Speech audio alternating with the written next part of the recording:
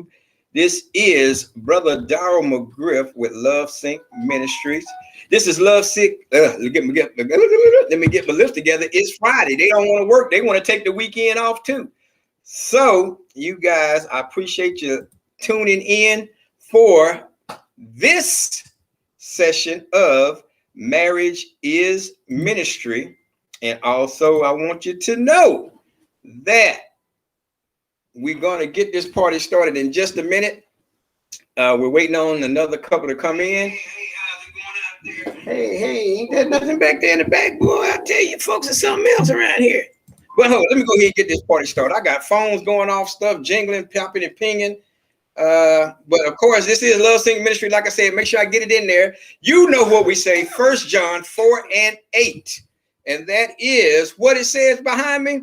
It says, he that loveth not. So that means if you don't love, then you do not know God. And why is it saying that? Is because God is love. So you make sure that you know that you are showing love to be able to show God, to let people know that God is real. Well, I tell you, now the folks saying the link ain't working. Can you send it here? Can you send it there? Can you send it to me? Can you send it to somebody else? But while I'm doing that, so I won't be alone, ladies and gentlemen, let me pull up my friend to the end, Miss Dion McClure, a.k.a. Clifton. That's the name I was looking for right there. I'm trying to do 5 things at once. So let me try to get these people a link so we can see what's going on. You know, let's try something else. We try something else here. Can't nobody get the links to work in that day. But we're gonna do what we do because that's how we do it. So what's been going on, lady? What's been going on with you? Hey, we are well, I was telling you earlier with our church, you know, we've been able to procure some land. It's you know, family property, but we knocked down an old house that belongs to my brother-in-law. He hasn't been there in quite a number of years for various reasons. So we were able to move that out of the way and have our very first freestanding church building. That's what we're in the works of procuring and putting in that place. So it's, you know, it's exciting. It's a lot of times we see churches that are established, but we have no idea where they started. And so many churches started, like one of my favorite pastors, Joyce Meyer, you know, she tells a story. She started her Bible studies in the garage. You know, you've got so many people that started in their living room. A good friend of mine, Pastor Danny Buford and his wife, they started in their living room, went to the hotel, and over the course of years, they were finally able to get, you know, their own building. Right. You know, but it takes time. And the biggest thing is to trust God through the process, you know, and not try to get ahead of God or get caught up looking at somebody else's plate. You look at where they are, but you don't know necessarily where they've come from. So this is, you know, it's just a testimony to tell anybody, you know, hey, it may be small now, but just keep going. Whatever God gave for you to do, he's also going to make the provision and provide for you to continue to grow. And the biggest thing is to not get caught up in how big and how this and how that. Is just being able to spread the gospel. So wherever we go, we spread the gospel. Right. Exactly. You know, just a quick testimony, same thing. Because see, when me and my wife started Love Sync, well, our whole thing was to never have a church building in the first place. So, so we started in the living room. Sometimes it would just be me and her. So we just preached to one another. That's right. You know, then like I said, then people started coming, had to come out of there. And then we would rent a room, you know, like some restaurants have a room on the side, and we started using that. And people just started coming. So, you know, and that's how it all started. So, it is, you know. That's right. Like I said, you got to start somewhere. And believe that, like I told my wife, well, what we going to do for this? What we going to do? Because like I said, we don't have a building, so we're not asking for tithes and offerings and all that kind of stuff. I told her, hey, this is not my idea. This is God. God gave this, so God has to provide for it. So That's even right. when, even when it looked like it wasn't going to be any money to do a meeting that week, hey, God came through. So That's you have right. to believe it. So that's how I go. But until everybody either jump on or don't jump on, whatever the case may be, wifey, you back there? Make some noise. Yeah, I'm over here with sight round. Oh, okay. Just in case I have to ask you something for confirmation. Uh-oh, they still texting about they can't come on, they can't jump on, something's wrong. This is what it's saying. Oh no. Okay, I don't know what's going on with that then. I guess they won't be on today then. Okay. What happened? For some reason, it's not working for them. I don't know why. It took me a couple of times. I had to cut and paste it, in my Chrome browser, and then it finally, allowed me to pull it up. Because first it was like, oh, it's not supported. Then it was like, oops, I'm sorry, and I'm like, y'all playing. I just kept going. Just kept That's on. the military side. You remember, military. If you got a briefing or something, it ain't working is not an option. You better figure it out. Yeah. Something I'm just gonna tell them, don't even worry about it. Gotcha. Oh, there you go. There you go. There you go. There you go. There you come, ladies and gentlemen. It's the Johnsonville game. What's happening? Hey y'all. What's happening? What's happening? Hey, ain't no thing. We can't. We can only see the top of There she go. There she go. She's trying. She's like, Really? hold up. Really? That's what we're doing? I see Keisha. No, we don't. Really? That's what you're doing on purpose? Right. It's okay. Oh, there you go, Keisha. Oh, that's too funny. Okay. I'm gonna put it down real low like this. Hey, make him bend down. Right. Slouch down in a chair. Yeah. How y'all doing? Good. Trying to make this thing work. But we got it now. We got it. We're good. Amen. Yeah, that's good. That's good. Is this up loud enough? Make sure it's up. Yeah. Okay.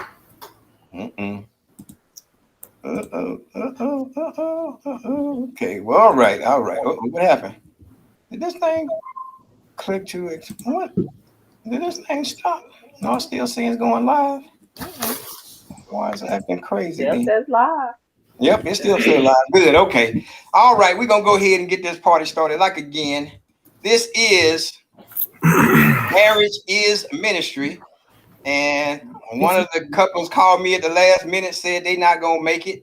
Then Miss Dion jumped on there and said her husband's out there working hard like a Hebrew slave without the straw. And then the Johnsons had to come all the way from Johnsonville and then try to make it happen. So we're gonna go with what we got and go for it. At least we got a couple in here. So the show is not a total lie. Right. And the wife is back there, so if she need to chime in, she'll say something. So Let me go ahead and kind of start off just what I was talking about at the beginning. In one of the ads that I put out there, it says, especially with the pandemic, marriage is definitely a ministry. So since we got the couple there, how did you guys fare through the pandemic, and how did that either bring you together or find out more about yourself that you didn't know, or found out stuff that you wish you didn't know? So how did that affect you guys? Well, me and Keisha, it's a joke between us that we boring, and our stories are boring. It's nothing fancy about anything, and the same goes with this, what I'm about to tell you now. Me and Keisha actually like each other. So having to be at home in each other's face, all of that is, it was just something like, it was nothing different. If you ever seen me out, you see Keisha out. When you see Keisha out, you see me out. So we always together. We like each other's company. We high side. We talk crazy to each other. We play fight. We do everything. We like each other. We play, argue. We friends. So having to be stuck at home in in the same room, all of that kind of stuff. We lay up under each other, all that. Like we already do that. So you see how she looking at me? Yeah, that's what hey, so you know I'm about to ask her something because she's looking at you like, what is he talking about? So no, Keisha is going to right. reiterate the same thing. Like it is what it is. We actually friends and like each other. So having to be stuck at the house during the pandemic, it was cool. We was tripping. Now we talking about marriage ministry and all that kind of stuff. Cool. But if you say, how did y'all pan out with the kids being stuck at the house and all that kind of stuff, that's a whole nother story. And that's a whole nother answer.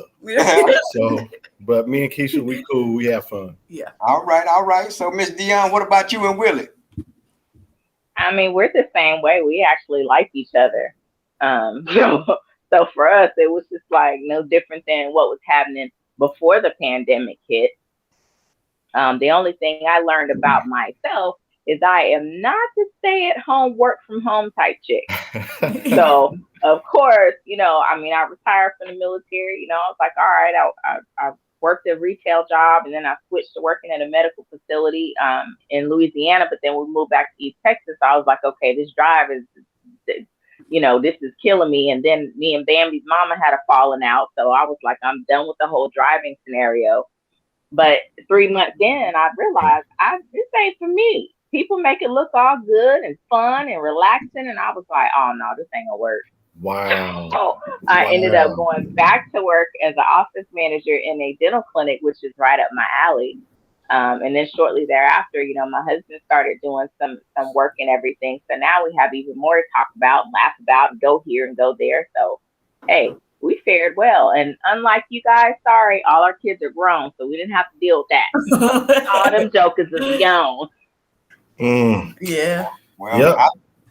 I thought I liked my wife and we was friends too until this happened. There's always one. Close proximity. Be careful. Man, let me tell you, because it's one of those things. See, somewhat I'm going to be joking, but like I said, before the pandemic, when you did work away from the house, you go to work, they go to work, 8 hours a day, you come back, you might get an hour in together, whether you eat or something like that. Then you watching your favorite TV show till you fall asleep, you wake up, you start all over again. Mm-hmm. When the pandemic hit, then you wake up, they there. You take a nap, they there. You wake up again, they there. You go downstairs, they there. Yeah. Like, you here all the time? What's really going on? You know what I'm saying? Now, then put on top of that, we started working together in the house on our credit business. So, oh Lord, and then she got one way she want to do things. I got a way I want to do things. Well, why are you doing it that way? Because this is what I want to do and the way I want to do it. Oh Lord have mercy. So it wasn't, I guess our whole thing was, since we were always going to different jobs, and then when we came home to work together, we had to learn how to work together. So that was our biggest thing, is being home and working together. It wasn't really being around each other, but working together and coming together as one, working a business together on a daily basis, 8 hours a day. So that was the thing that we had to deal with. Yeah. And was that about it? Getting you to listen to me. Turn your chair around so you catch on the mic. No, they can't see you. I got you here. I said for you to learn to listen to me. Did y'all hear that? Oh my goodness. I thought we was gonna knock each other out working together here lately, but we're getting better. And I don't agree with the way he wants to do sometimes with the customers, and he may not agree with the way I want to do sometimes. Now, sometimes he has a good point. Sometimes I have a good point. Today, you had a good point. I will give it to you on that one. But 90% of the time, I'm right, and you just 90%. 9 out of 10 times. Mm-hmm. 90% of the time, I'm right. You're right today, though. See, as Dion would know, you know, being in the military, there's certain things that you want done a certain way. And then when you join a company and you become supervisors, again, there's a certain thing to be done a certain way. So then when I started doing my own business, there's a certain thing I want to be done a certain way. So when I said, okay, well, you take over this part of the business, that's why I had to learn to let go, because I said you take over this part, but I was still trying her to get it to do it the way I wanted her to do it, and not the way it was going to be easy for her to do it. Yeah. So it's like, well, that ain't what I would have said to my customer. Well, why you didn't say it this way? Well, you need to say this way. And then that's what was causing all the friction and stuff. So tell them, sis, it's been the micromanager. Tell them the success rate. What you mean? What's the success rate? You know what I'm talking about. It's still good. What you talking about? I don't want to hear that. Whatever. So now, let me ask you this. I'll ask both of you this. So now, one thing I realized as a married couple, let me ask you this. How long y'all been married, Norris? 22 years. All right. And Dion, how long you and Willie been married? 4. Only 4? Y'all still like newlyweds, man, please. We're gonna be newlyweds even at 22 years. It's all a mindset, how you choose to do stuff. Okay. So let me ask you guys, it makes no difference how long you've been married, but being people that believes in God, what were the rough times in your marriage, and then how did you use God to either improve yourself instead of trying to improve your spouse? Wow, that's good. I think the 22-year-old couple should go first. I'm still a baby. He went deep on that one. Okay, yeah. Say the question again. Okay.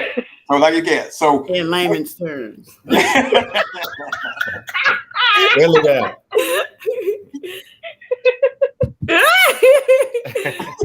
No, so like I said, when did you figure out during your marriage, when times was rough, and sometimes you're like, man, I don't even know why I did this, you getting on my nerves, either one of us is about to die or got to go, but being as children of God, how did you use that time of turmoil to look into yourself and use God to help you through that?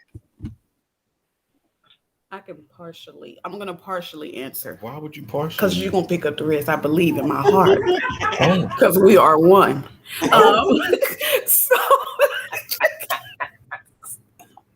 So for us, how am I worded? I've always told Norris that I was never going anywhere, first of all. So we went to a marriage thing and they asked us what was our deal breaker. And so there was no deal breaker for me.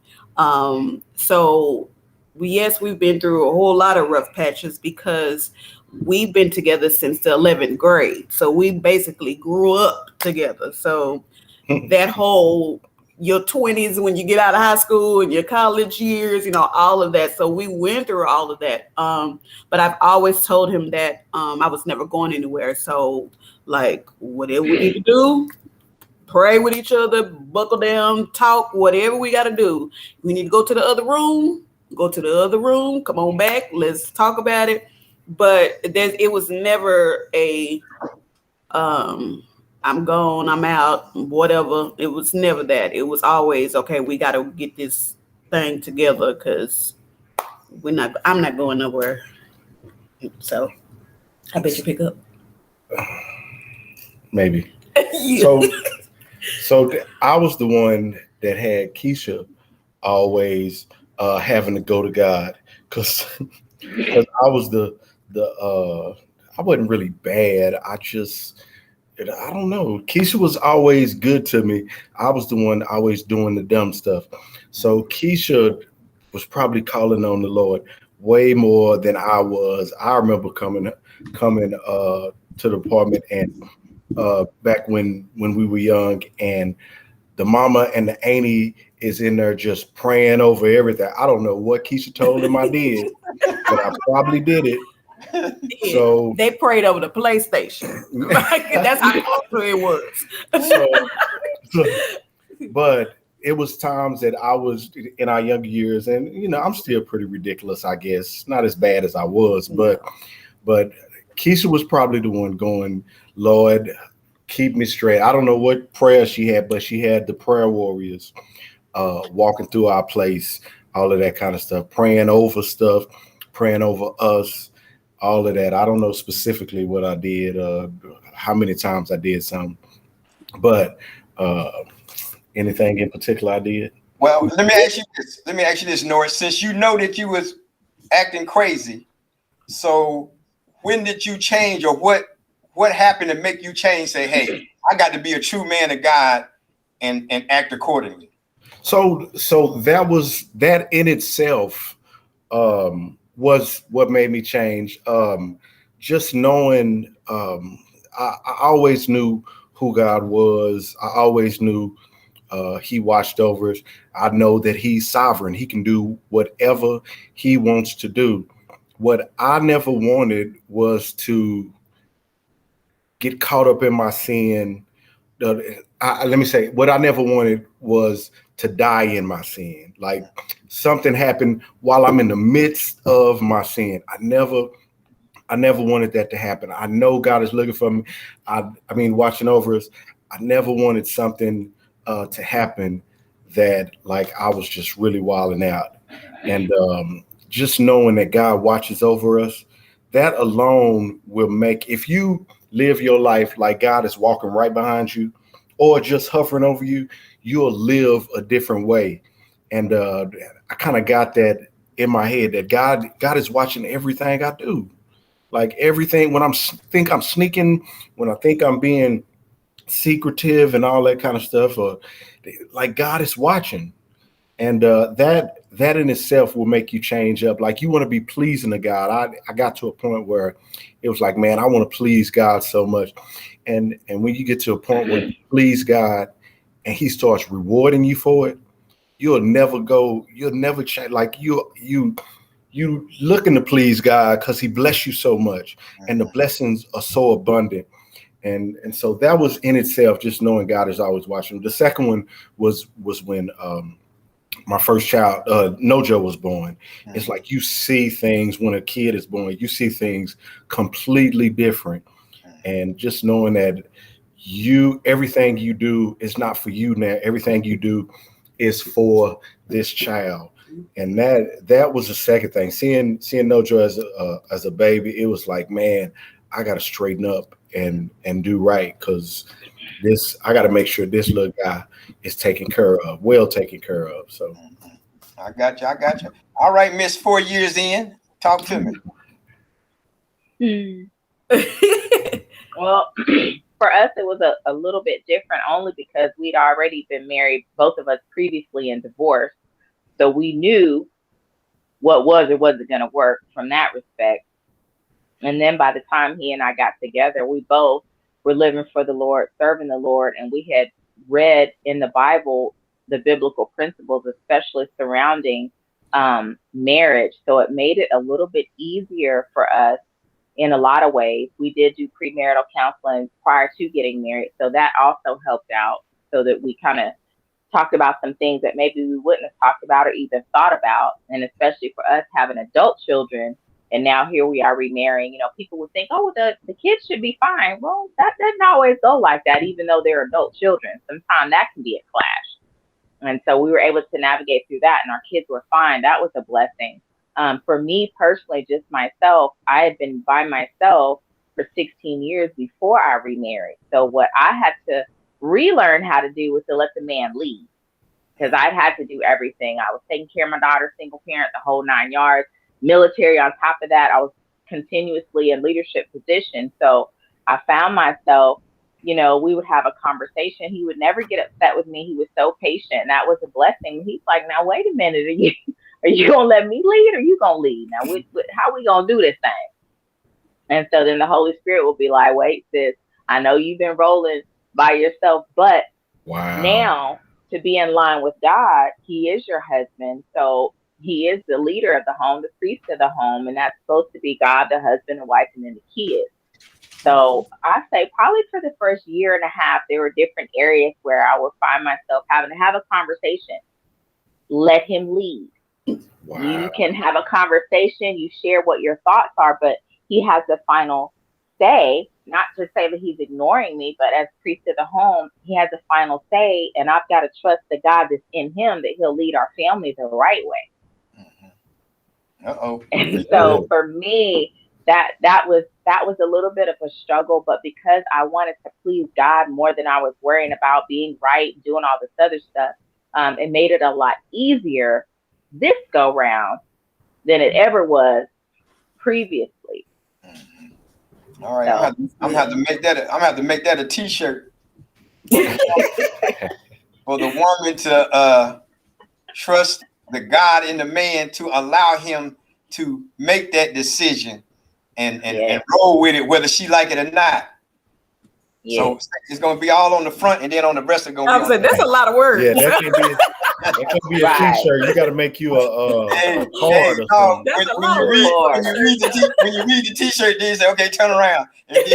Right. No, and it's not to say that now what we also do, just being completely transparent. Sometimes he'll be like, "Okay, we'll do it your way." And if it doesn't work out, what I love about him is he's still loving. He's like, okay, now, you know what? We did try it your way, but yeah, no, that didn't work. We're going to do this another way this time. And sometimes it's the other way. And I think in marriages, especially those of us that are choosing to follow the Lord, especially letting him be the center of our marriage, you have to be willing to do that. It's constantly a give and a take. People will be like, well, it's got to be my way. Well, there's a few different ways that you can cut a chicken up, but at the end of the day, you're still going to cook it. And if you know what you're doing, it's going to taste good. You're going to eat it. So whether you cut the breast off and then the leg, or the leg and then the thigh, okay, what's your end game? And that's how it should be within a marriage. If you've got something, there's a conflict or a decision that has to be made, what's the end game? Get on the same sheet of music, find the path, whatever that's going to be, and then go forward. Yeah, I know. I came out well. The difficult part for me at first is, like I said, it was in little pockets. It's in pockets because I came out of a marriage of 10 years. Then I wasn't saved until the end of it. So that was even worse. And then when that ended, then I made about 5 or 6, maybe 7 years before I started talking to my wife now. And then she was never married. So it was things that we had to, because she never been married. I was married, so I kind of knew what to expect and how things going to go. But she has never experienced it. So I had to be patient for her to experience the things in a marriage that I have already experienced. So, it was kind of, and then again, she had a son and then I had a daughter. So then that dynamic came along because he was like maybe 8 or 9, but my daughter was with her mother. So when she come with a whole different attitude. So, he had to deal with all that. But the thing I can say about my wife is that with my daughter, again, she was showing my daughter love. She never, raised a voice at her or nothing. And so when my daughter was acting a fool, like, you're not my mama and all that kind of stuff, I told her, don't worry about it. You just keep being you. Don't worry about how she's saying, how she reacting. You just keep doing what you doing. And the rest of it take care of itself. So we went through that dynamic. And then even being saved, and then because we got married in like 2000. So we both were saved, going to the Potter's house, going to other churches. So we was both saved. But then in that time period up into 2015, when I started talking about the love walk, then I realized that from 95 up into 2015, that I was actually just being a church robot or a Christian robot. This is how you learn scripture. This is how you learn services. This is how you do it, almost like a military thing. This is how you do it. This is the way you do it. And that's how it's done. But once God hit me with the love walk in 2015, then I realized all those years that wasn't love, aka God. That was just following a script or following a procedure or whatever that the church taught you to do. You were building a church habit, but you weren't showing people love. And then now that's why I understand some of the things I was doing, even though I was so-called saved, wasn't working with either me, my wife, or the household, because it wasn't done in God, aka love. So from 2015 to this point now, everything has been done in love. It's stress-free, it's easier, it's smoother, because it's all done in God, aka love. So it's no me in it, it's no her in it, it's just God in it. And that makes the big difference right there. Good. So, All right, AKA. what did you say? Okay, AKA. Oh, that's how you do it. See, because one thing I realized when I was talking to people about love and different pastors and stuff, even though I said love, and like the scriptures say, because God is love. So see, that's what I'm saying. To work in your marriage is let God, like you said, like they say, let go and let God. So it's if the scripture says God is love, then so when I say I love you, I'm saying I guide you. I'm not saying I love you the Webster Dictionary or Google definition of love, which is a strong feeling, affection, or emotion towards someone or something. Because if that's the love I'm talking about, then I can bust you in your eye because I was emotional. And their definition of love is saying emotion, feeling, or affection towards someone or something. So when I get in my emotion and cuss you out and pop you in your eye, then consider to their definition that is love, which is now that's a temporal thing. It comes and it goes. But when it says God is love, and that's how I love you as God would love you, then we know God is the same yesterday, today, and forever. So that love is constant and consistent. And that's the way I want it to be.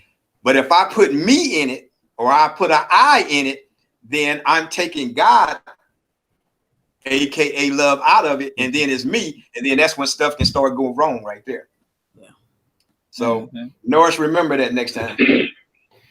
I'm gonna try to remember, man.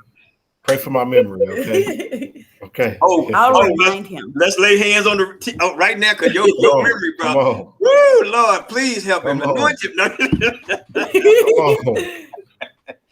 Okay, so now let's get into it then. Let's get into the pandemic situation. Being children of God, and now you got children in the home. So how was that? You know, I just said, only thing that I had concerned about was they were not in school. And so I instructed them to use their school stomachs because, you know, they feel like when they're at home, they can eat whenever, what time, no matter what. If it's just bread, it's just bread. They just want to eat. So it was basically trying to get everybody on a schedule. We decided during the pandemic to do some changing around of the house and painting and stuff. So we kind of got them involved in that. So it's a project I don't think we want to take on no more. We we figured out that was not our calling. So we got it done, but it wasn't our calling. But so indeed. Yeah, so we tried to do stuff because I know it kind of got, you know, he's sitting up in the house. Norris was actually still working throughout the whole pandemic, and I was working for Norris. So Norris is actually my manager. Ooh. So we worked together too, but he was really never here. So we was going through all of that, and me trying to learn alarm systems and cameras, and I'm fashion. So like it was like two different worlds. So we was making it work. We made it work. So okay, so I'm going to ask you guys, because this is your first time here, Dion and the other couples beforehand, I've already asked them that. So with you guys, and you've been married all this good time, so what do you guys do to keep the fire going? Well, I mean, we hang out, we go out, and that's not as much as we probably like to as of now. I've taken on a little more work, so but we hang out, we watch movies. Like what's fun to us, and I guess we're gonna tell how old we are. Right. Like, and Keisha probably already know what I'm saying. Like sitting up watching a movie on Netflix Yes. is Best. Yep. like we cool with that. Like I feel like we are. He's getting older, and I'm not. So our night, so like we could literally be chilling on the couch. Him in, like we come get in my lap. I'm gonna rub his beard, and we're gonna watch a movie. Like we'll make plans and be like, "Hey, let's go to the movie. Let's go out to eat." By the time we could just watch it here. It's not a big deal. Like, and so those are things that we do. Like that's excitement for us. We try every now and then. If I feel like, hey, we haven't done anything, then I'll tell them, okay, it's time. We need to get out the house, like for real, and go somewhere. But other than that, we like being at home. Right. We travel a little bit, not as much. I think we traveled more before the pandemic and all of that, and not as much as of late. But we would travel quite a bit. For I think 2019, we went so many places in 2019. Just hanging out, jumping on the plane, and just going to different areas. Just us. Our kids our youngest is 14 now, so they don't need as much supervision as they did once before. So it's nothing to jump in the car and go up to our friends think think we're cheesy because we'll go to Chili's Maybe on a Chili's day. like the best for us. We go to Chili's and they like, y'all go where to Chili's? That ain't a restaurant. Like, yeah, we go hang out at Chili's and Buffalo Wild Wings and sit up there and act like we dating and all of that kind of stuff. So Right. So we keep it going like that. Okay, We're really cheesy in real life. Like in real life, we are really cheesy. Indeed.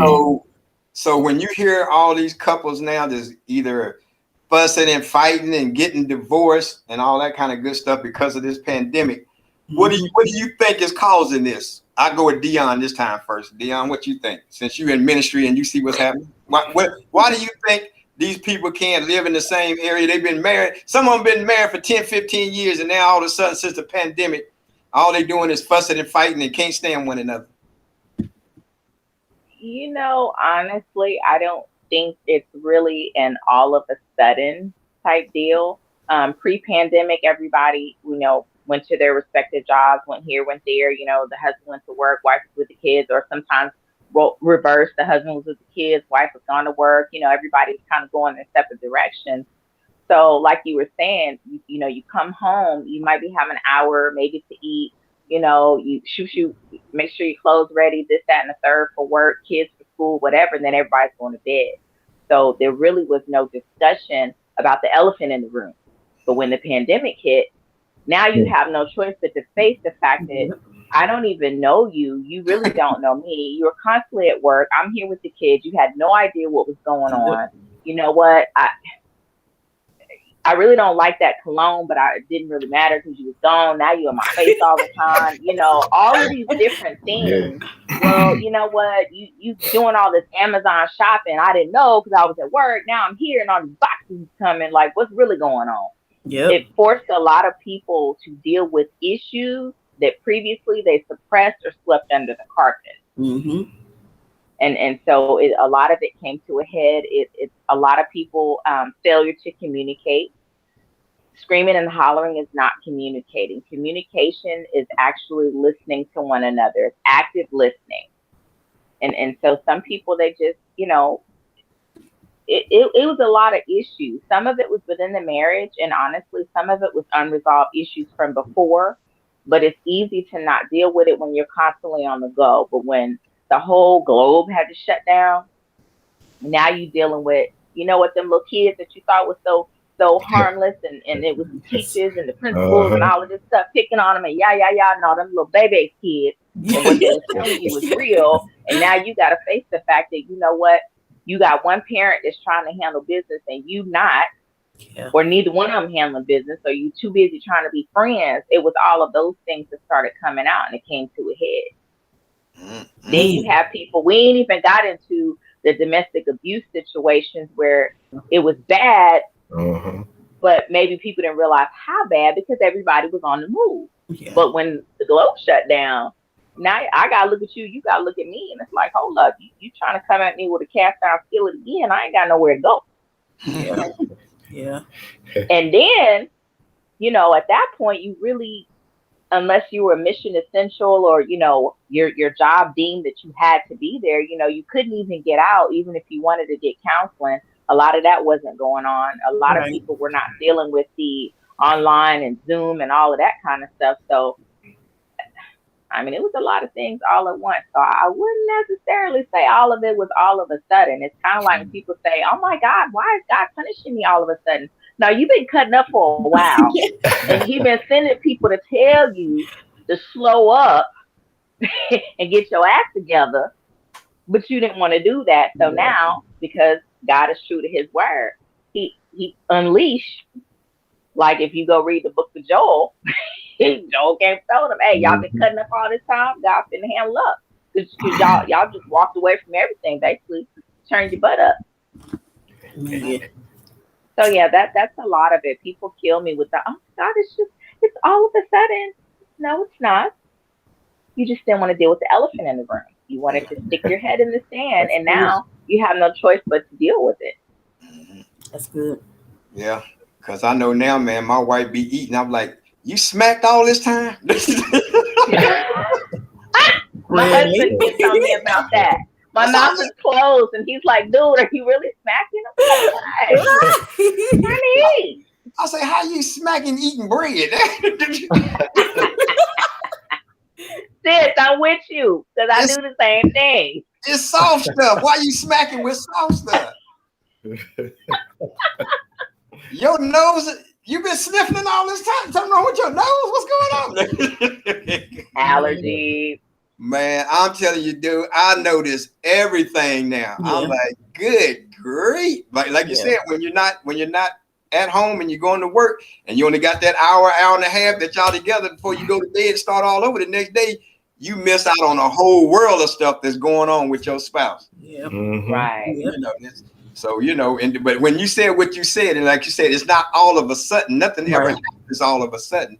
Right. So now that makes me think, when these people got married, was it really love, or were they lonely? Why did they get married? They just thought the other one looked good. They just thought that was somebody fine.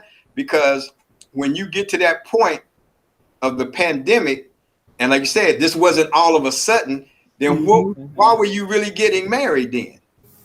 You know, it kind of begs to ask that question. Well, so what was really going on? But that now that the person that you said you love and you want to spend the rest of your life with, now that you're there with them, you can't stand them all of a sudden. Yeah. So what's really going on? Well, first of all, if you started your whole relationship with the he cute, she cute, let's get it. That's why y'all having problems, right? Because all of that crap will play out. Assuming, because we being transparent, we don't play no games around here. Assuming that was all that in the first place, and you was just because it was something to do. So you got that side of the house. You know, you got people that were lonely, and that's exactly why they got married. You have people who got out of one relationship, but they hadn't totally healed. So now you're dealing with the rebound side of the house. You got people who have sat up and they fussed so much about how they last girlfriend, last fiance, last whatever was this, and this, and you telling this other person. So they've actually morphed into what they think you want based on what you were talking about. But that's only going to last for so long if that's not who you are. So then you got all of these different dynamics. And then, of course, you have those that have not leave and cleave. They don't understand that concept. So you got the husband who still put mama before the wife. That's a flag on the play. wife Yep. putting her daddy or her kids before Yep. her husband, flag on the play. So now you got all this stuff going on. I mean, that's what for us, especially being in ministry, and my husband specifically, pastor, we see it, we hear it. He's out in the streets and whatnot, and it's like it's this common theme. It's like, wait a minute, first of all, y'all got to learn to talk with each other and get down to the real deal. Yeah. And then you have to decide, you know what? Like for us, we was like, look, dude, we too old. We're not gonna play games. We're not doing this again. So Right. this it. I'm like my sister. You go to your room, I go to my room, and then we're gonna come back and work this out. Yep. Mm-hmm. I think a lot of people too nowadays don't really take marriage as seriously as, you know, like Mhm. I'm not necessarily just the generation, but just to me now, it's more like an accessory. Or my girlfriend's Right. is getting married, so or I'm about to turn 30 and I want to get married. Mhm. Like it's almost like Right. it's just a thing, a fad now. And it's you see all these superstars, they get divorced so easily and so quickly. So now it's just like, oh well, I can divorce him and move on. And some of them don't even get divorced. It just be you just gone. Moving on. Yep. And you already got somebody else. But it's just a thing now. So they don't work that hard for it. Or the first year you know how the first year you go through, but they don't even make it through the first year because they're not really ready for the adversity. It was all glitz and glam. And when the Right. first thing hit, it's like, okay, I'm gone. I don't have time for this. I'm gone. Instead of Right. really trying to work it out. So Amen. And you're true that if again, if you're not in love, and that's why the whole thing about it is the Mhm. love part. If Mhm. you're not, especially if you're calling yourself a child of God, so if you're not loving somebody or guiding somebody the way God loves us, then you're right. As soon as something go wrong, you're out. yeah. Because you don't really love that person. You're not guiding that person, and you don't love that person, and using the 1 Corinthians 13 as I call the love walk to walk that thing out. You know, you're not Right. showing the patience. You're not showing the kindness. You're not stepping out of pride. You're not stepping out of being boastful. You're not slow to anger. You are remembering and holding a person accountable for past aggressions and stuff. Yep. So you're not doing any of that stuff to make it work, because like you said, is now marriage is like a cliche. Like you said, it is a cliche. You know what I'm saying? And hey, you just say it because that's what everybody's saying. So you're just doing it because that's what people are doing, no matter what the consequences of the marriage, especially if there's kids involved. Oh my God, Right. that's a whole different thing of how you're now messing up kids. Right. That marriage and how they should treat marriage. So yeah, it's getting bad. So I know I've asked the other couples before, but I figure I already know your answer, but I will ask you anyway. So with that being said, and in today's climate, even going back 10 to 15 years ago, do you guys believe that people should go through marriage counseling before they get married? Yes. Yeah. Absolutely. Absolutely. Because I think again, you're only getting the outside of the person, the shell or whatever you want to call it. You ain't really dug down into the meat and the grits. If you make this person mad, will they click? Are they really crazy in real life? Like you don't know all that. Like you don't know the key words that make them click. Like you don't know all that. But also on the other end too, you also are like, I'm gonna say some females, they try. Let me see how far I can go with this person. And it's like, you can't do all that because you don't know what you're getting. Because right now you're in the dating process or you're in the trying to get to know each other. So y'all not even real anyway, or you're not showing your real self anyway. Right. So yeah, I think so. Those hard questions have to be asked. Yeah. That's true. I mean, for us, when we went through counseling, one of the things he's our pastor anyway, our apostle was like, so when you guys have discussions and have to make a decision, you have to come to a resolution. A lot of couples mess up. They'll talk about something, but there was never a resolution. Then, we said we going so-and-so. No, we talked about it. We ain't say, y'all know how we do. We ain't say we doing all that. Well, you had said, no, we talked about it. We ain't say. Then you got Yep. I was like, man, we've never, as old as we were, we never ever thought about that. And it was like, man, looking back, that's why we would have so many arguments in previous relationships, because we never came to a resolution. We just threw stuff out in the air. That's it. Right. We didn't talk about it. Yeah. I mean, we talked about the bedroom, because a lot of times if his expectation is once a week and I'm looking at once a month, ain't nobody talking about that. Guess what? Now it's some unmet expectations that had we discussed it prior to, it was like, oh, okay. How can we come to a happy medium? Mm-hmm. Yeah. You know? And that's like I was saying earlier when, like I said, with D had never been married before, and I have. And so that was a kind of problem that we had when we first got married, because just like you said, we would talk about stuff and I would try to get her to come to a resolution with it. I said, because if you don't resolve this, it's going to come back up again. It was almost a 3 to 6 month cycle. Here it come again. And I said, here we go again. We're arguing about the same thing 3 to 4 months ago. I told you we need to get this resolved, because if not, it comes back. And whatever it was, 3, 4, 6 months, until she finally learned, okay, let's resolve this. This is the resolution to this. Boom, done. Never come back up again. So, Exactly. So you definitely have to learn how to, as they call it in the military, that conflict resolution. You have to actually learn how to do that. That's the big important part, is resolving the problem. It's just like, it would be like anything. You can't go to school and do math without resolving the problem. If you don't resolve the problem, then you're stuck and you're going to get an F. So you have to learn how to resolve the problem. What? You don't like me staying out at night?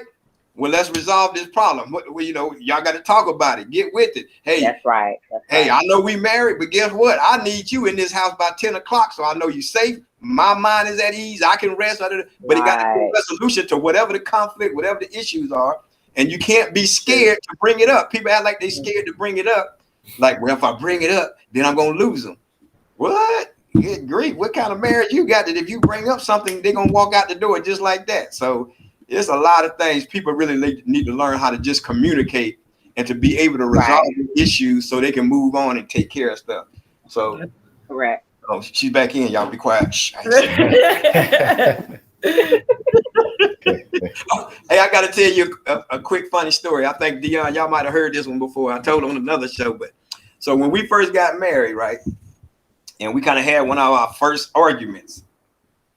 So she gonna get mad, and then next thing I know, she putting on clothes and stuff. I'm like, well, where you going? Yeah, you got me mad.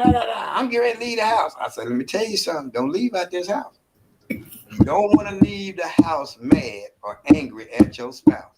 I said, because if you leave, you might not get back in. So she's so used to soap opera TV anger where you get mad and leave the house. So she left the house. I don't even know how long she was gone, 30 minutes, 45 to an hour, whatever. And then she tried to get back in, and the door was deadbolt locked, so she couldn't get back in the house. So she ringing doorbells and doors and everything, calling the house. Tomorrow, I can't get in. I said, I told you not to leave. I said, you don't never leave your spouse and you angry. I said, because as the word says, you give the devil space. Yep. I told her, I said, so what if y'all say, so she said she went to with a Taco Bueno, got you a margarita or whatever it was. You said. So I said, now what's you sitting up there at Taco Bueno, sipping your little margarita, steam just coming off your head. And then somebody, that spirit, read that spirit. And the next thing you know, that joker come up with another margarita talking about what girl, what's wrong with your mind? What? What's wrong with them? Have some talk, man. Let's talk about this. Queen, never be on mine. You know what I'm saying? You get to talking that talk, and you be like, yeah, that's right. You know what I'm saying? Got that Barry White going on. Yeah, you know, you saying you don't know what, and then I can say the same would have happened to me if I would have like, okay, well, let me go find my wife. then I go somewhere and, you know, I'm looking for you, but then some girl bump into me at that right time. My mind where it is. You see what I'm saying? So that's why I said never, like you guys were saying, there's another room over there. There's another part of the house. The car is out there in the garage. You can go a number of places without leaving the house. Mm-hmm. So that way you don't give the enemy no space to get into marriage and mess it up. That's right. And so I think she learned that lesson. She ain't never walked out again. So, you know, so I think that worked. Well, yeah, so that's all about. Like I said, just have to communicate. And when I say communicate, I mean actually what I really mean is listen to one another. You take everything, like I said, you got to take you out of it. When you're walking in love, aka God, then you're walking to not be of yourself, but listen to what the other person is saying. Taking everything in and getting what they are saying, taking you totally out the picture, what you're thinking, what your expectations are, whatever you, but all about what they are saying. And if both of you do that, then that's when you're really listening, and that's when you really end up communicating, because now you've actually heard what the other person was saying and how they felt about the situation. Now you take in everything the other person is saying, you're digesting that, and then when you come out with something to say, it's more about how they were feeling versus how you felt about the situation and what you want done. Right. That's true. But you know, y'all been married 22 years, so y'all already knew that. Well, you know what? I feel like exactly. You're always learning something new about each other. I mean, you've got couples that'll tell you they've been married 40, 50, 60, 70 plus years, and they'll tell you they'll still learn something new about each other because you don't stay the same. I mean, as you get older, you know, your likes change just like your taste buds change. Maybe you used to eat, you know, liver and onions, and now you don't. Maybe you hated guacamole in your 20s, now you like it in your 40s. So there's always something new that you're learning in your marriage. Yeah, and like people are saying, I know a comedian said that. He said, yeah, man, my wife changed every 10 years. Every 10 years, I'm meeting a new woman. So, and like you said, I'm not the same, and my wife is not the same when we met. You know, when we got married. You know, situations, experiences, circumstances, whether it's medical, financial, all kind of stuff has happened since then. And that's when I understood when people would say, I love my wife more today than I did when I first married her, because when you first got married, you haven't gone through anything yet. And like you said, when it's 20 something plus years later, and you done went through financial, medical, relationship, family, and all this other stuff that goes on in life, and y'all still can look at each other, you like, girl, you've been with me through thick and thin and everything else. You had to carry me for some years, and you still here. You ain't left me, because I've heard brothers just getting married last week and already getting divorced because he didn't have enough this, or he ain't working this, and he's not doing this. And so it's like, you still here, girl. Believe me, I love you. I love this. Right. Yeah. So, you know, it's just like you said earlier, you know, I'm not going anywhere. I don't care what the situation, whatever happens in the situation that may get me upset, you know, once that blows over, it's all good. I ain't going nowhere. Oh, shoot, man. I'm already used to the crazy that I got. I can't start no new crazy. It's a new crazy out here now. So a new crazy. A new crazy. Oh my goodness. Ain't gonna be able to do it. No. Right. Yeah. So, you know, and I know well, my son is 20. Is he 28, right? Oh, she going again. She done snuck out on me. I think he's 28. So I think he in that millennial stage, and them jokers is having a rough time, bro. Man. They having it rough. Man. They talking about these women are having expectations out of this world, and then they're a cashier at Kroger. You know what I'm saying? Yeah, they got checklists nowadays. Yes, they do. Yes, they do. So, I don't know. So you're talking about But you know, a lot of that I think is with all these different reality TV series, Yeah. 90 Day Fiance, yeah, rah, rah, rah. It's not, no. Yeah. I mean, they doing all this for ratings and whatnot. Just like my parents used to have to tell me, let me tell you something, them doggone dance videos, they're doing that because it is a dance video to make money. This is not how you're going to dress every day. Right. And it's the same thing with all these reality shows. That's not going to be what it's about every day. It's not going to be peaches and cream every single day. Nope. I mean, it's just not. But then one thing I also noticed, even within the church, a lot of times, even those that are married in the church, especially if they're in leadership positions, they're not always setting a good example. So then you're telling your members, oh, it's okay to have a wandering eye. I mean, you got the pastor at the church supposed to be praying. His wife is right there, and he's looking at everybody as they roam by. People are seeing all this. And so if the head is doing it, you're telling everybody else that's all right. It's okay. You got a side chick, and everybody know you telling them that it's okay.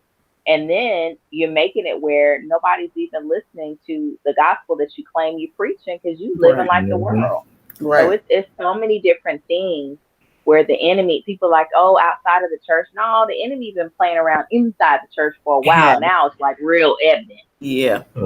It's like, I feel like with this whole global pandemic, I was like, you know what? I'm tired of y'all. I'm going to let y'all see what I see. Y'all going to smell what I smell. You're going to feel what I feel. He just pulled the cover back. Now, how you like them apples? Right. Everything. I was like, what? Whoa. He's like, I'm tired of y'all. Y'all sitting up in here trying to do all that. Y'all don't want to give me no time? Fine. The stores ain't open. Your jobs ain't open. The roads ain't open. Ain't nothing open. Now what? Right. Yeah, that don't work neither. Too late. Yep, too late. So yeah. Well, when it does open back up, my new church is gonna have a smoking section and a bar, so we're gonna be good. Well, Medea will probably show up in if that's the case. Yeah, all the smokers over here, all the drinkers over there. Got the smoking section and a bar. Y'all ain't missing nobody. Everybody coming to church. Good. But you know what? If you did that, you would be doing exactly what Christ Jesus was doing. He dealt with everybody. Let me just share with you the love of my Father and let the Holy Spirit do all the other changes from the inside out. That's another part of the church that we're missing.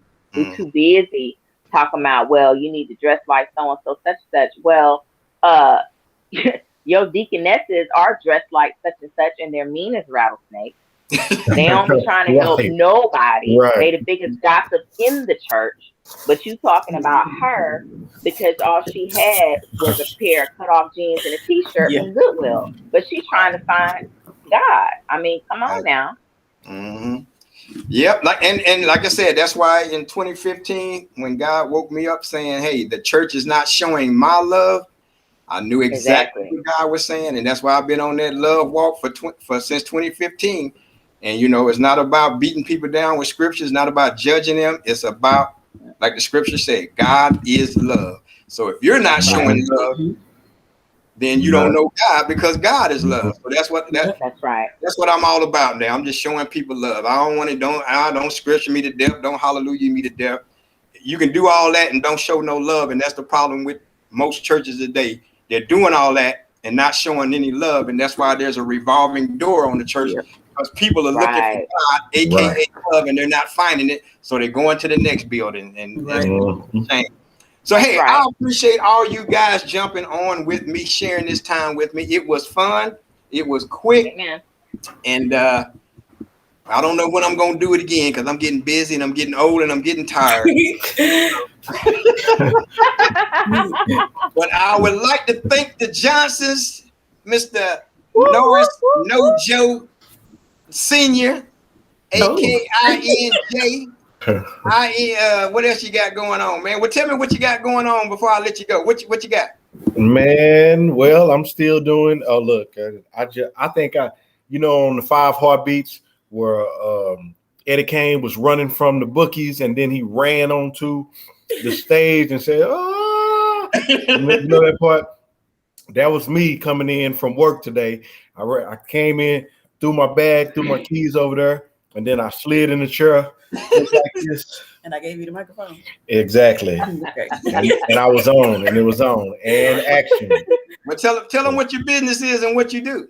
So INJ installation, we do alarm systems, we do security Doorbells. cameras. Right, we do all of that stuff you heard. Yeah, I set all of that stuff up. Smart home devices. We run data lines, commercial and residential. We do TV mounting, picture hanging, all of that type of installation type deals. And then INJ Music. The INJ, everybody knows now, stands for I Need Jesus. We've got the new single Impressive Mama that's on the radio. So if y'all heard Impressive Mama, it's like, yeah, that's Norris J. I heard of him.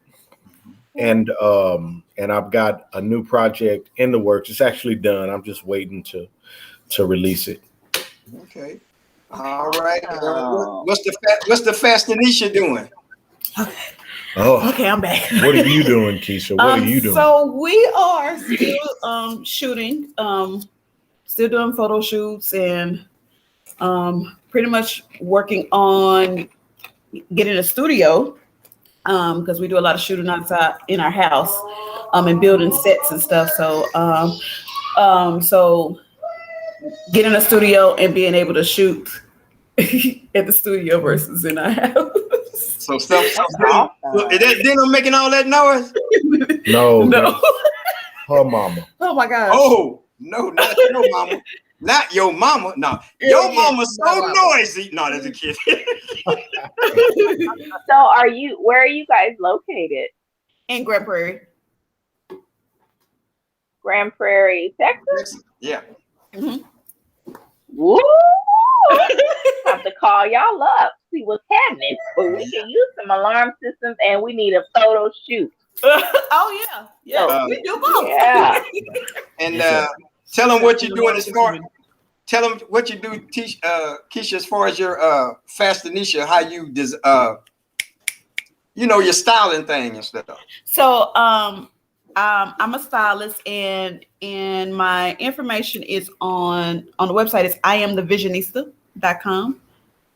And so I style, I do photo shoots, I shop for people that don't like to shop, personal shopper, all of that good stuff. I have a team that I work with that I have a makeup artist and a photographer all together. So we're called The Background. So everything, when you take a picture, it all comes together because of everything in the background. So yes. Okay, so there y'all go right put there. That in the comments, Brother Darrell. Make sure you put that out there so I can, yeah. I ain't putting nothing in the comments. You should have been writing it down, dog. I'm old school. I ain't typing nothing. No, just kidding. But, Where's the love? hey, that was the tough. Hey, that was the tough love. Learn how to write. Oh, now we got tough love. Right. That wasn't AKA right there. That's not that 2015 love. No.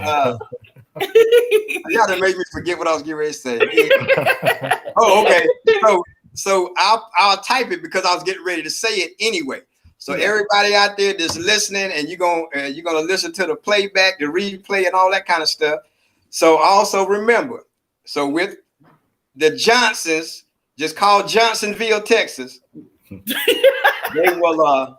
So you have installation of TVs, alarms, smart systems, data lines, all that kind of stuff. Then you can call the wife, and then she can hook you up with makeup, styling your clothes, go shopping for your clothes, taking photos. So you good to go. You can't. You know what I'm saying? Yeah. Indeed. So y'all make sure y'all. Indeed. So Miss Dion, what you and Willie into these days? aside from working, like I was telling you earlier, we are getting ready to move out of having church in our living room to having our first freestanding building on our property. So, you know, it's we're excited to be expanding. You know, these are those times where you be like, God, really? But you got to trust God. He moved when he get ready. He's just looking for us to be faithful and continue to praise him as we're walking through this process. So, you know, we're excited about that. That's great. That's awesome. Man, that's good. That's what's up. Yeah, y'all keep That's us good. lifted up in So once prayer because again, you know. all right, so hold on, because I don't want to get beat up and saying that I don't love nobody. So INJ Installations and Music. Call who they need. How do they need to call, or they need to go to Facebook or a web page? Either All one. of the above. Yeah. Right, so Either one. So give me a number to put in there. A1. I mean 469. Let's see, I was on the line. 616 You want me to put it in there? 0157. All right, and then Okay. for the Visionista, Mm-hmm. for the Visionista call. So we need to call for the Visionista. You can actually go to my website and Okay. you can email me from the website. We are just getting all the visitors today. Okay, what's the website? I am thevisionista.com.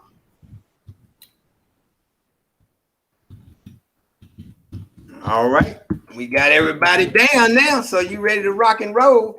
So, Awesome. so once again, you know, I wanted to make sure y'all was out there, y'all was doing y'all thing. Everybody know about what you're doing, how you're doing, so they can call y'all to what was that about? Okay, I see what you put up there. Hey, man, tell them people y'all doing the show. What's really going on? Woo! I've been to y'all house and don't nobody never come over.